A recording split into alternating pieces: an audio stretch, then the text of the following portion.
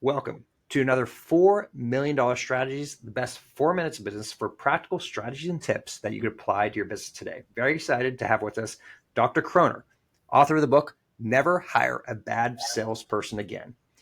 Chris, can you share with us some practical tips of how we can apply this concept you have in your book and your test to help people make better decisions? Of course, Carl, thank you so much. Appreciate the opportunity to be of service.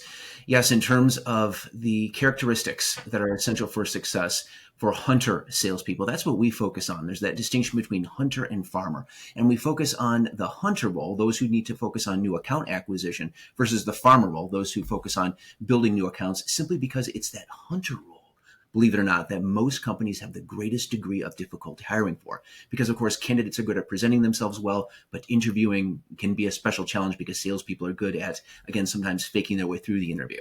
And it's these three non-teachable characteristics that we recommend when you're looking for a high-performing hunter. Number one, the need for achievement, the person who wants to do well simply for the sake of doing well, who's constantly focused on setting the bar high, jumping over that, setting it higher again the next time, and really pursuing excellence for its own sake. Number two, competitiveness, the person who wants to be the best in their team and win that prospect over to their point of view. And then optimism, the person who is certain that they will succeed and resilient when they face the inevitable rejection that a salesperson simply has to deal with.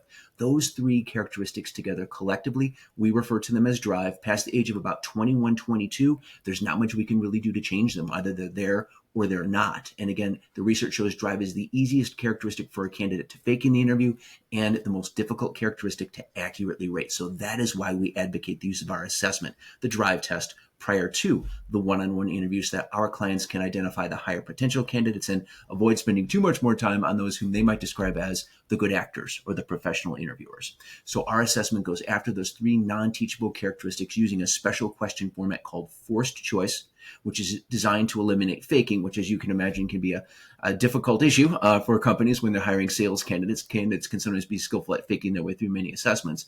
And the forced choice questions allow us to identify, does the person truly have those non-teachable characteristics? So a question might say something like, I consider myself a leader.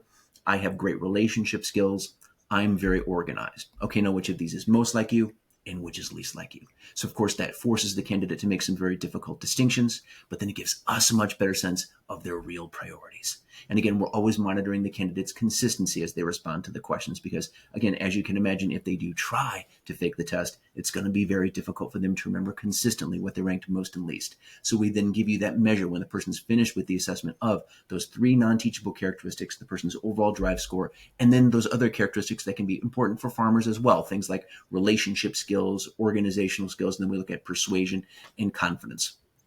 So that's a helpful tool to use as one piece of the hiring process to make sure that the people whom you bring into the interview are high potential. And then you take that to the next level by using those well-constructed behavioral interview questions that we provide with the assessment as well. Yeah, once again, and for those who are not familiar with this, we actually use this test. I want to do a quick shout out to Ann Clifford of Safari Solutions, who has helped share about this great tool. It's been wonderful for our clients to be able to see, to really discern better when we're looking for hunters versus looking for farmers in terms of that sales hiring process. Dr. Croner, thank you so much for being part of $4 Million Strategy. Thank you. Appreciate it.